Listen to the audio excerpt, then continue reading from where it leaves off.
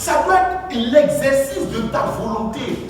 Et il y a une erreur que certains parents font. Quand ils sont fâchés à leurs enfants, c'est leur voisin qui vient plaigner. Et quand le voisin a plaigné qu'il est parti, il faut asseoir les enfants. Heureusement que le voisin est venu. Ah bon? Non, ça veut dire que si tu n'as pas de voisin, tu n'as pas pardonné à tes enfants. Alléluia. Nous devons pardonner en prenant la décision de pardonner. Sans influence. Alléluia. Personne ne doit interférer dans l'exercice du pardon. Ah, comme le frère, comme vous avez parlé. Non, c'est une faiblesse. Alléluia. C'est une faiblesse. C'est l'exercice de notre volonté. Tu t'assois et puis tu dis je pardonne. Personne ne doit plaider. Alléluia. Personne ne doit plaider pour qu'on exerce le pardon. Personne n'a plaidé auprès du Seigneur pour qu'il nous pardonne. Il dit je vous pardonne. Je décide. J'ai pris la décision. Je vous pardonne. Donc on ne pardonne pas l'exercice de notre volonté. Donc n'acceptons pas que dans des processus de réconciliation, des gens viennent nous plaider auprès de nous. C'est une faiblesse. Alléluia. C'est une faiblesse. Oh, la Bible, le Seigneur nous appelle à des gens forts. Vous voyez, nos cultures nous ont déformés. Dans nos cultures, c'est les rancuniers qui sont vus comme les forts. Mais bibliquement, un rancunier est le faible. Alléluia. Un rancunier, quand dans ton foyer, tu gardes la pluie contre ta femme, tu es en train de dire, et puis c'est ta femme qui vient te demander pardon, en fait, elle est plus forte que toi. C'est le plus fort qui demande pardon. C'est le plus fort qui pardonne. Amen. Alléluia. Amen. Donc on pardonne par l'exercice de notre volonté. C'est la première chose. On va lire 1 Pierre. 1 Pierre 1, verset 17 à 20. Oui. Et si vous écoutez mon Père, oui, sans la distribution de personnes, conduisez-vous avec crainte pendant le temps de votre pèlerinage, sachant que ce n'est pas par des choses périssables, par de l'argent ou de l'or, que vous avez été rachetés de la vraie manière de vivre que vous avez hérité de vos pères. Oui. Mais par le sang précieux de Christ, oui, comme d'un agneau sans défaut et sans tache, prédestiné avant la fondation du monde, et manifesté à la fin des temps à cause de vous.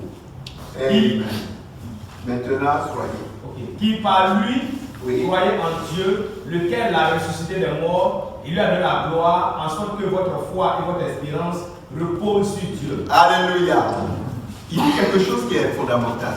Il dit que Jésus-Christ a été prédestiné comme agneau avant la fondation du monde.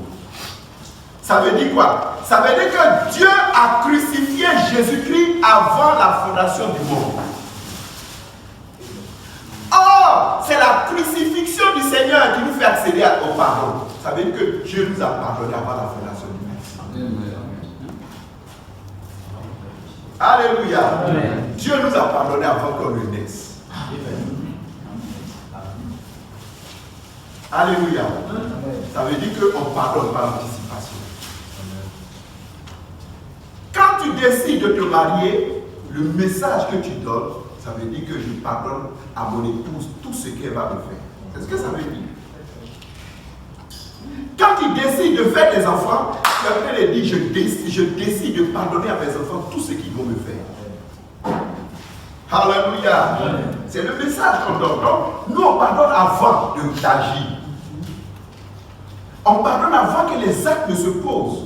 Donc quand tu as décidé d'être un ancien, de prendre part au corps des anciens, tu as décidé de pardonner à tous les frères avec qui tu vas intervenir avant qu'ils ne soient avec toi.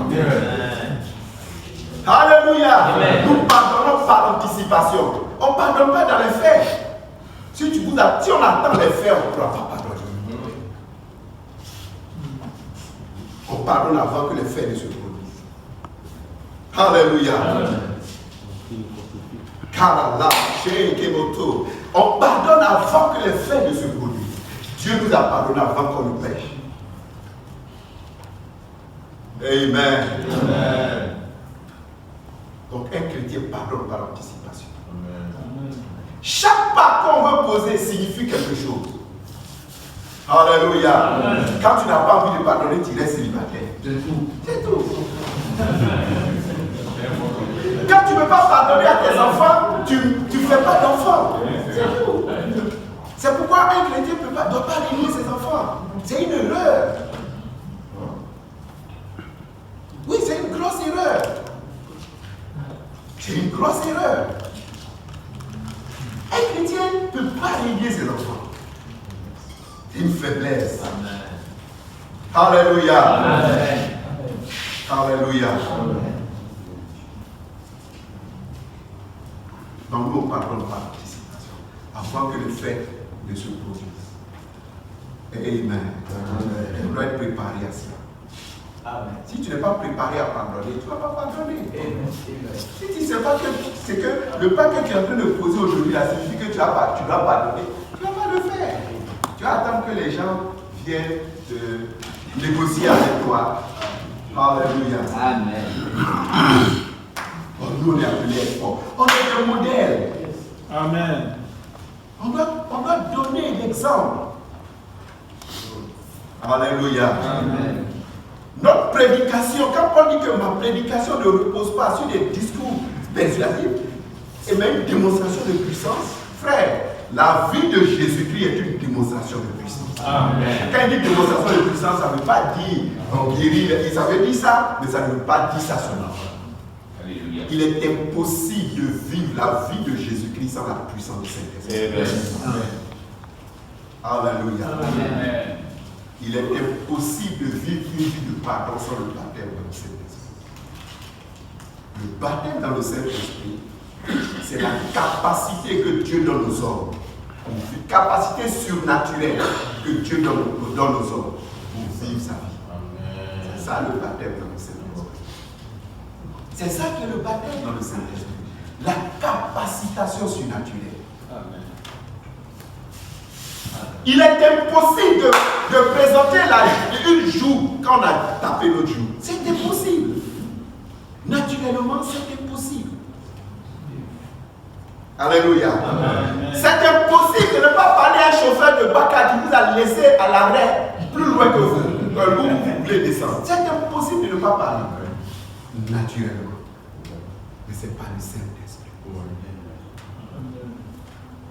Alléluia. Amen. Nous pardonnons par anticipation. Amen. Amen. Troisième raison. Troisième manière de pardon. On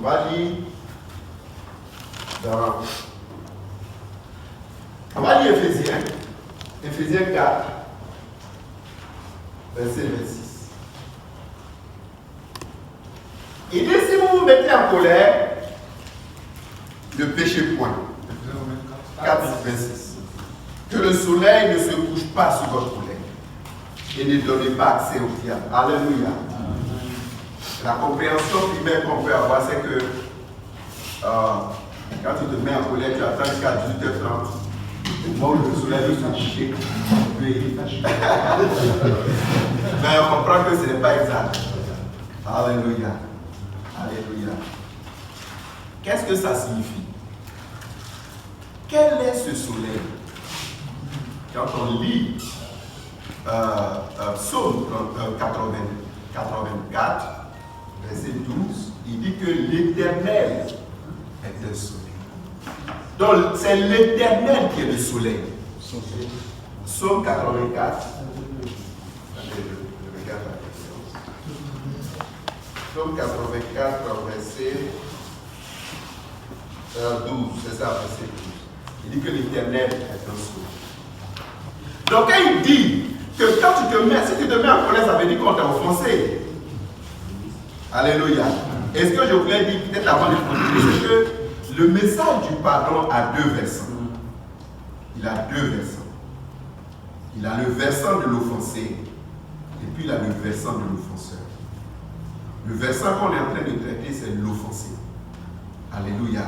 C'est l'offensé. Le versant, c'est un côté. À la partie. Il y a deux parties. Il y a deux parties. Il y a deux parties. Il y a deux aspects. Donc, il y a l'offensé, il y a l'offenseur. De ce qu'on est en train de dire, c'est l'offensé. On est en train de parler de l'offensé. Parce que souvent, la situation est plus grave au niveau de ton cœur. Alléluia. Donc, l'Éternel est un soleil. Donc, Paul était en train de dire, ne laissez pas Dieu se coucher sur votre colère. Qu'est-ce que ça veut dire concrètement? À chaque fois qu'on se met en colère, Dieu nous envoie sa parole. Alléluia. Il dit, n'étouffez pas la parole de Dieu qui vous demande pardon. Il ne faut pas étouffer. C'est ce que Paul était en train de dire. Il ne faut pas étouffer la parole de Dieu qui résonne dans ton cœur lorsque tu es en colère. Et ça fait qu'on doit pardonner promptement. Un chrétien pardonne promptement. Ça, il n'y a pas de... Quelqu'un vient, il t'a offensé, il vient te voir, et puis tu dis, ok, je vais réfléchir. Non, un chrétien réfléchit pas. Alléluia. Alléluia.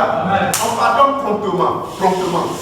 On pardonne promptement. Il n'y a pas de délai. Oui, sans délai.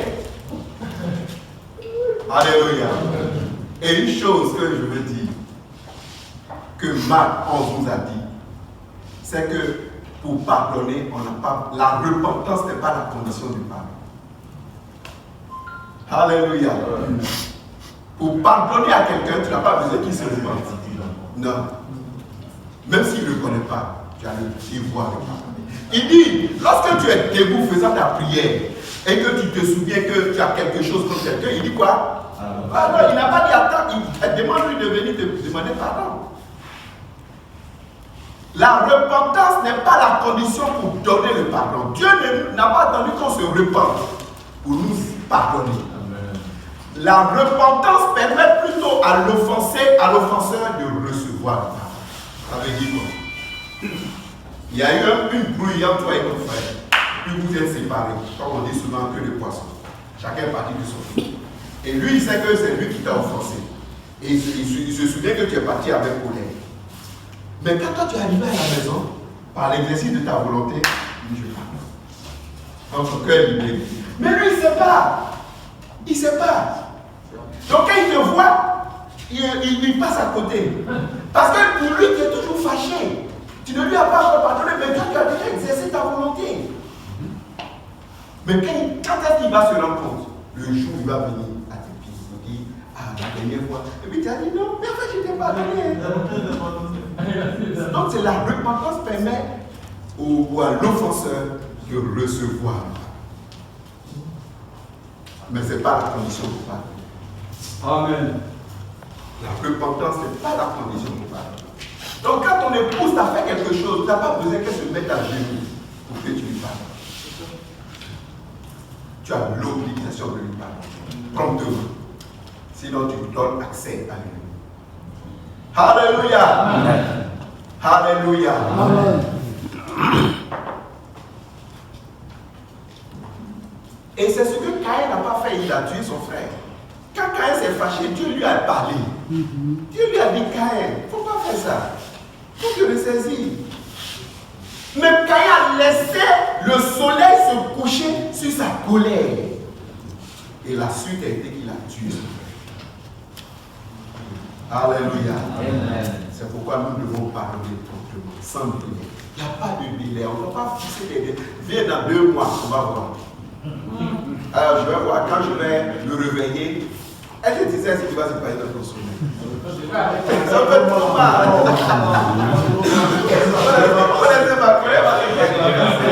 Alléluia.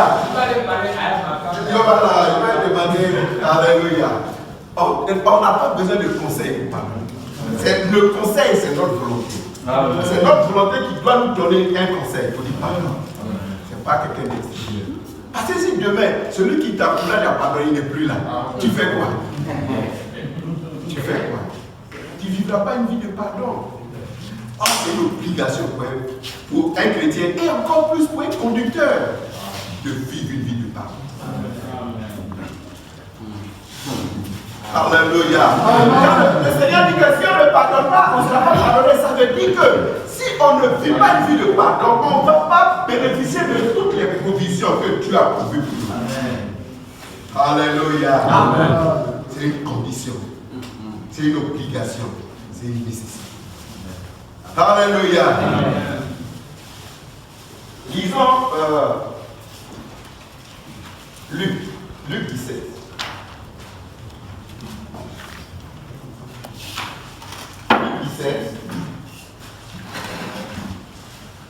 Il dit, Luc 17, verset 3 à 4. Oui. Oui. Si ton frère a péché, reprends-le. Oui. Et s'il te répond, pardonne-lui. Oui. Et s'il a péché contre toi 7 fois dans un jour, et que cette fois il te revienne à toi, oui. Disant, je me répands, tu lui pardonneras. Alléluia. Alléluia. Amen. Alléluia. L'expression qui dit que la patience a des limites n'est pas biblique. Amen. Amen. La patience n'a pas de limite. Parce que l'auteur de l'Hébreu dit qu'il faut que, non, Jacques, il dit qu'il faut que la patience accomplisse parfaitement son œuvre. Donc, ah non, ma patience a des limites. C'est pas bien. Alléluia. Amen. Alléluia. Amen. C'est pourquoi notre pardon est sans limite. On doit pardonner sans limite. On doit pardonner sans limite. Il n'y a aucune borne. Ah non, là, tu as dépassé les bornes. Alléluia. Il n'y a pas de borne. Tu dis? Que le Seigneur nous aide. Amen. Qu'il nous aide. C'est notre vie qui est là. Ça, c'est notre vie. Alléluia. C'est par l'exercice de la vie de pardon que les gens vont se rendre compte qu'on est des disciples du Seigneur. Amen. Alléluia. C'est notre vie. C'est notre vie. Amen. Donc on pardonne sans limite. Amen. Tant que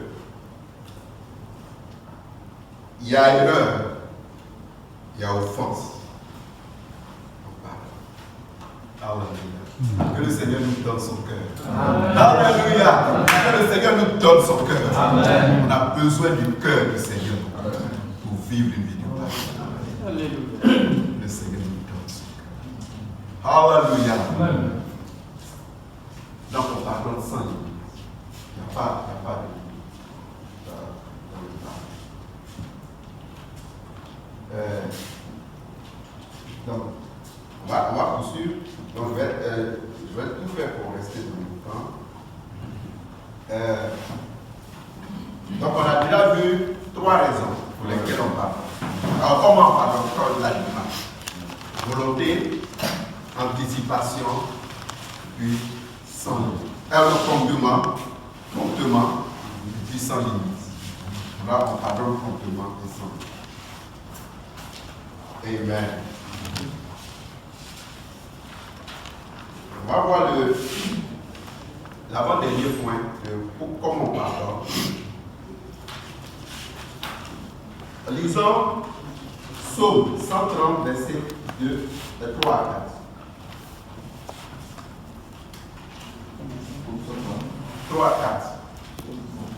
Psaume 130, verset 3. Psaume 133 à 4. Non, 133 à 4. Il a dit Psaume 133 à 4. Psaume 130. C'est un autre point. Non, ça c'est un autre point. On passe au point 5. La cinquième disposition, comment pardonner, comment le pardon va se faire. S'il galère le souvenir des iniquités, éternel Seigneur, qui pourrait subsister? Mais le pardon se trouve auprès de toi, a fait port du train. Alléluia. Oh, ce sont les merveilleux. Il dit le pardon auprès de toi. Oui, donc ça veut dire que ce n'est pas la rancune.